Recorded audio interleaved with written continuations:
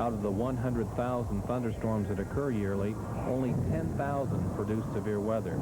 Out of these, only 1,000 produce tornadoes. Most of the tornadoes that occur in the United States are small and not very significant. So maybe you might have 25 tornadoes all year long that are significant.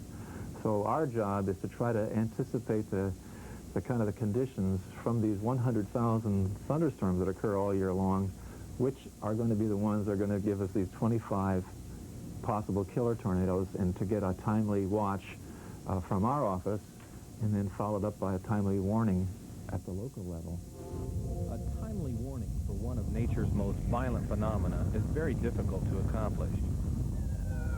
In the early morning hours of November 28, 1988, several tornadoes ripped through a 5-county area of North Carolina. There was no warning. In Raleigh-Durham, many awoke to rubble. The initial death toll stood at 5, with over 150 injured. In all, the twisters of that night caused an estimated $25 million in damage. Most people's first warning was the sound of the storm. Severe storms present a tough problem for the forecaster. At present time, we do not hit the vast majority of those warnings. As a matter of fact, we are able to predict with warnings less than 2/3 of the actual severe storms and tornado events. And when we predict a severe storm or predict a tornado, we're wrong almost 2/3 of the time. We cry wolf almost 2/3 of the time. But Doppler radar, the foundation for a new generation of Weather Service radar, may change the way we see storms develop. The radar is in use in Norman, Oklahoma, and the hope is that it will be in place nationally by the mid-1990s. The current weather radars are able to detect clouds and identify moisture in the clouds, the cloud droplets. The new systems that will be coming on board are called Doppler weather radars, and they will detect not only the clouds themselves, but they will be able to detect the motion of the water droplets inside those clouds. Now, for those of us who were raised in the middle part of the country in Tornado Alley, that's very important, because you will be able to look inside the thunderstorms and to identify the motion occurring inside the thunderstorms and actually see the beginning of the tornado prior to its actual development.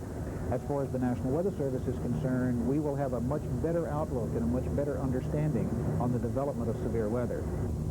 Thunderstorms, tornadoes, they happen fast. Forecasters need information that can be updated as rapidly as the storms develop. A NOAA forecast research group in Boulder, Colorado, is focused on the problem. Their answer, the PROFS computerized workstation. PROFS, for Program for Regional Observing and Forecasting Services. The real strength in us is that the PROFS workstation is able to essentially gather quite a bit of different types of data very rapidly and display them for use by the forecasters. John McGinley, Forecast Group Chief, explains how PROFS and Doppler radar were used successfully to predict a severe thunderstorm before it developed over Denver. And what you're looking at here are actual air velocities, not the storms themselves, but how air is either moving away from or towards the radar. The yellow-brown shades here is air moving away from the radar. Here, the green shades is air moving towards the radar. So what you see here, essentially, as we step through this display, is watching the air moving away, merging with the air coming towards. So what that means is the air is two different air masses are smashing together, to use a very simple terminology, and that smashing together then produces thunderstorms in this area. We knew storms were going to develop because we saw the convergence probably half an hour to 45 minutes ahead of time. These severe thunderstorms spawned 2 tornadoes. Both touched down within the Denver city limits. The radar cannot detect motion across the radial in either direction, but it can detect motion both towards and away. So that signature of outbound and inbound velocities very close together tell us that there's rotation in the clouds in this vicinity, and it's an area, suspicious area to watch for tornadoes. And you can see here's the Denver metro area, and so that area of rotation can be positioned very accurately for warning purposes. Without the Doppler radar, without the PROFS workstation, this would have been a very hard event to diagnose. Using Doppler and Profs, tornado warnings were issued 15 minutes before the first twister touched down. About an hour's drive northeast of Boulder, the state of Colorado flattens into a plain. Out here, Doppler radar is being used to watch the wind. This flat grid is an antenna for a wind profiler. NOAA plans to place a demonstration network of Doppler wind profilers across the Midwest. Doug Vandekamp is involved with the program. So Doug, explain what we have here with the wind profiler. Well, this is the antenna for the radar wind profiler. Essentially, the energy comes out in cables underneath the antenna, and the energy comes up inside these tubes, which the actual antenna is located inside here. It's essentially a Doppler radar that sits on the ground looking nearly vertically and measures atmospheric motion above the radar site. We transmit a pulse of energy from the ground, from the antenna, and this radiates up into the atmosphere in a beam, and the beam intersects turbulence that's moving through the atmosphere, and this turbulence essentially causes the energy to reflect back to us. So by measuring the Doppler shift of that turbulence as it's moving through the air, we can measure what the winds are. The wind profiler measures wind speeds and directions at different levels in the atmosphere. It is a clear air radar. No precipitation is needed to bounce its signal off of. The upper atmosphere is dynamic and complicated. We need current information on changes in the vertical if we want to be able to forecast rapidly evolving weather conditions. You're hearing the sound of another profiler. The radio acoustic sounding system takes temperature profiles of the atmosphere up to 6,000 feet. A sound signal is sent up into the sky. Doppler radar is then used to measure the speed of that sound. It's actually quite deafening.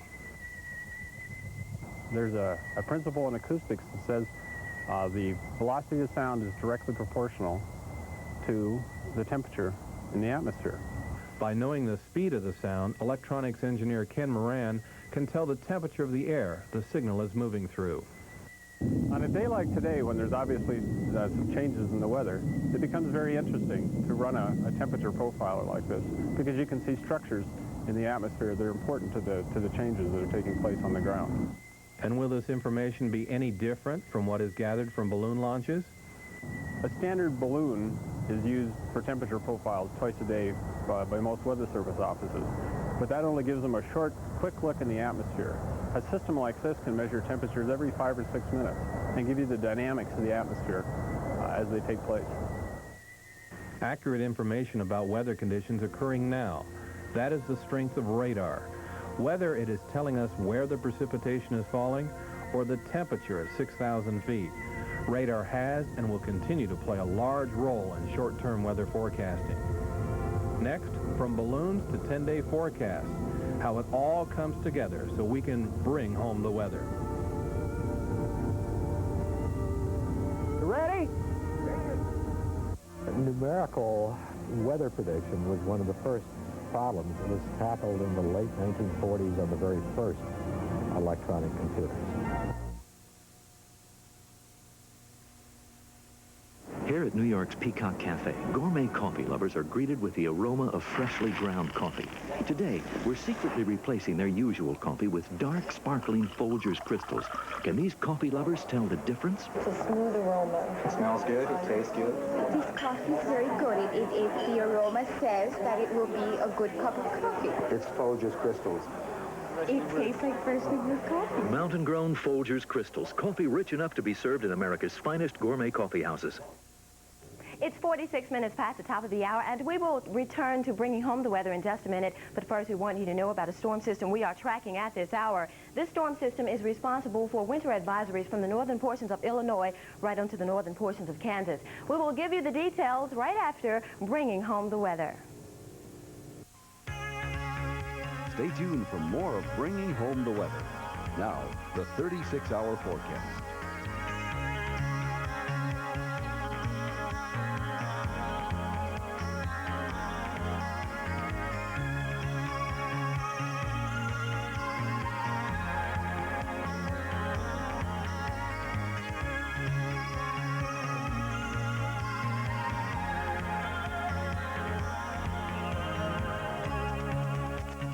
The 5-day forecast.